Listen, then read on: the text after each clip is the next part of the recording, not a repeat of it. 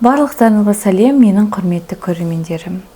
Бүгін сіздермен невротиктерге оқуға кеңес берілетін кітаптармен, әдебиеттермен таныстырғым келіп отыр.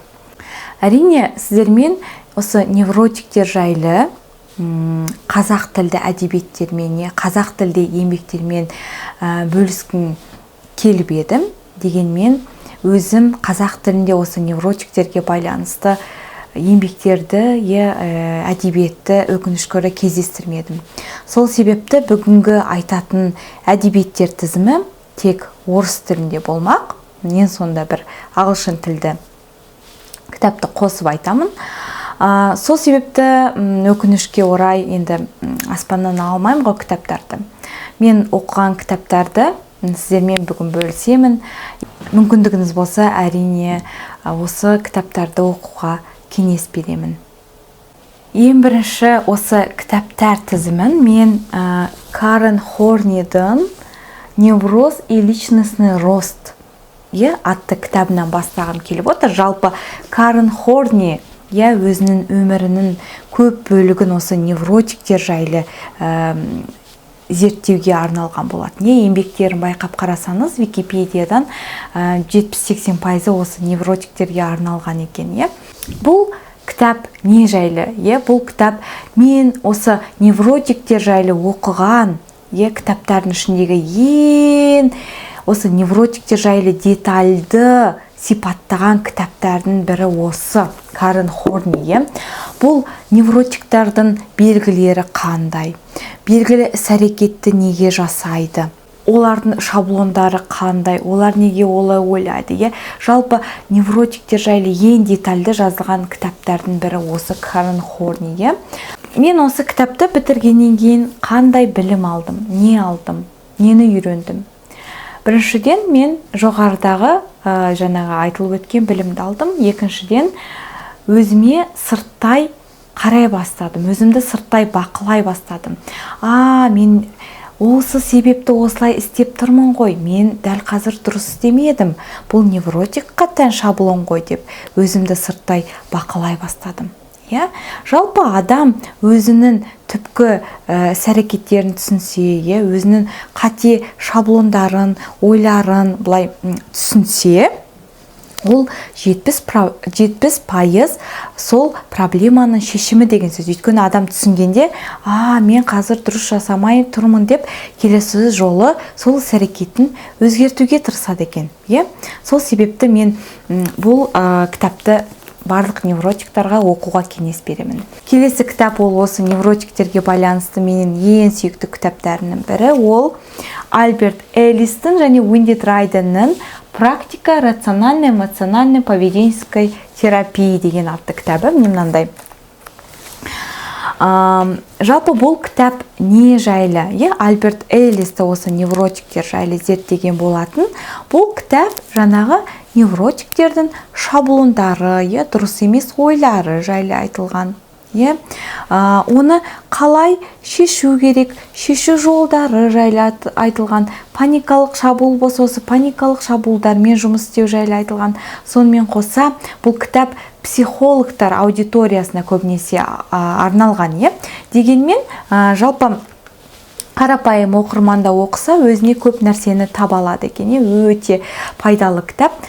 Мен осы кітаптан нені үйрендім? Мен ең алдымен осы дұрыс емес шаблондарымды түсіне бастадым. Жаңа айттым, адам өзі түсіне бастаса, ол 70% проблеманың шешімі.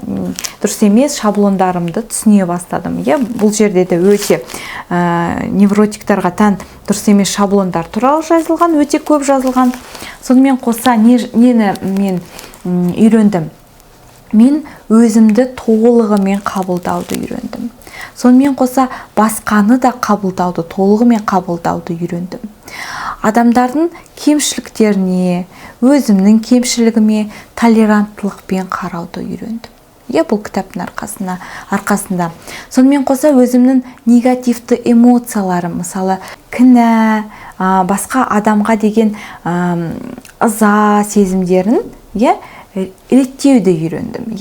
кей кезде осы ыза сезімі бұл негізі қалыпты сезімдердің бірі. Бірақ та осы кітаптың арқасында мен реттеуді үйрендім, Кейде біз орынсыз ызаланамыз, кейде біз орынсыз кінә сезімін сезінеміз. Осы кітаптың арқасында реттеуді үйрендім. Өте керемет кітап. Жалпы бұл кітапта психологтар аудиториясына арналған, қарапайым адамдар да өзіне көп нәрсені ала алады. Жалпы мен қайдан сатып алдым? Мен бұл кітапты өкінішке орай жалпы бүкіл Алматыдан таппадым. Онлайн магазиндерді қарадым, Меломан және басқа кітап дүкендерін қарадым, өкінішке орай таппадым. Сол себепті электрондық нұсқасы бар. Электрондық нұсқасын алдым да шығарып алдым. Сізде интернеттен жүктеп оқуыңызға болады. Келесі кітап менің ең сүйікті кітаптарымның бірі. Жалпы оны тек невротиктар ғана емес, сонымен қоса әрбір адам оқуға тиісті деп ойлаймын. Ол доктор Джо Диспензаның, атақты нейробиолог «Сила подсознания» или «Как изменить жизнь за 4 недели». Міне мынандай кітап. Жалпы бұл кітап не жайлы? Бұл кітап ең алдымен ми қалай жұмыс істейді, адамның жаңағы өміріндегі болып жатқан іс-әрекеттер адамның бейсанасына қалай өтеді. Сонымен қоса біздің негативті эмоцияларымызбен, негативті белгілі бір есімізде қалған травмаларымызбен жұмыс істеуге көмектеседі. Сонымен қоса ең бастысы осы травмалармен, осы эмоциялармен мынандай терең деңгейде түп санаға кіріп, солармен жұмыс істеуді үйретеді. Толық нұсқасы, осыны жұмыс істеуді үйретеді. Бұл жалпы 4 аптадан тұрады. Ол медитация, жаңағы медитация сол негативті эмоциялармен терең деңгейде жұмыс істеуді үйретеді. Бұл жалпы 4 аптадан тұрады, бұл медитация. Мен есімде бірінші аптасын жасағанда, осы медитацияның бірінші аптасын жасағанда, бірінші күннен кейін мен Құдайға шүкір паникалық шабуылдан құтылдым. Яғни миымыз бетта состояниядан, бетта қалпынан альфа қалпына түсті да, менің миым тынышталып, паникалық шабуылдан құтылған болатын. Жалпы осының бірінші аптасы жайлы, медитациясы жайлы менің каналымда бар. Сілтемесін астында көрсетіп өтемін. Ол ең бірінші нұсқаулық қалай жасау керек, екіншіден аудиосын жазған болатынмын. Өте керемет медитация. Мен бірнеше рет айттым каналымда. Және ол 4 немеден тұрады, аптадан тұрады. Ары қарай ол негативті эмоциялармен жұмыс істеу, және оны Құдайға тапсыру деген сияқты, өте керемет кітап. Кейбір психологтар бұл өзінің практикасында қолданады, гипноз ретінде. Бұл гипноздың бір түрі деп атауға болады. Бұл қорқатын нәрсе емес, жалпы. Өте керемет кітап. Жалпы бұл кітапты егер гипноздан қорқсаңыз, ана альфа қалпына түсуден қорқсаңыз, жалпы өзінің эмоцияларымен, мысалы реніш, негативті, дұрыс емес эмоциялармен, негативті адам өмірін құртатын эмоциялар бар. Жалпы барлық эмоциялар дұрыс қой, әрине, барлық эмоциялардың бір себебі бар. Бірақ кейбір эмоциялар біз андай өзгеріске ұшырап, дұрыс емес жерде шыға келеді, например. Мысалы, осындай эмоциялармен осы альфа қалпына түспей-ақ жұмыс істеуді де үйренуге болады. Жалпы әрбір адамға осы кітапты оқуға кеңес беремін. Келесі кітабымыз ол жаңағы Альберт Эллистің, автор Guide to a Rational Living. Өкінішке орай бұл кітаптың орысша аудармасы жоқ, ағылшынша. Бұл кітап мен Алматыдан іздедім, Алматыда да ешқай жерде жоқ, сол үшін интернеттен тауып шығарып алдым. Мен бұл кітапты осы жақында ғана шығардым, өкінішке орай әлі оқуды бастамадым, енді бастағалы жатырмын бұйыртса.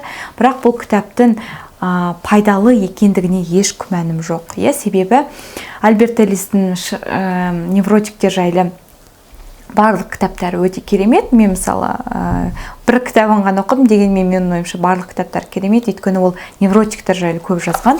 Ал бұл кітапты кімдерге жазған? Ол пациенттерге жазған. Мысалы, психотерапияға келеді ғой Альберт Эллисқа. Сол пациенттерге қосымша кітапша ретінде, көмекші кітап ретінде осы кітапты жазған болатын. Сол үшін бұл кітап өте пайдалы болады деп ойлаймын.